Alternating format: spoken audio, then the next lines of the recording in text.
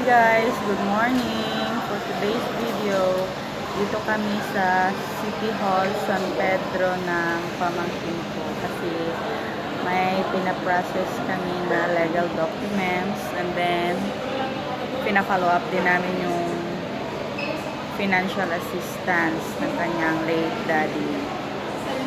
Pagkatapos nito, pupunta kami sa school, mag-i-inquire kami sa ano ba yun? St. Anne College. Dito din lang sa San Pedro. Kung ano-ano mga course ang offer nila at kung magkano ang tuition fee. So, yun.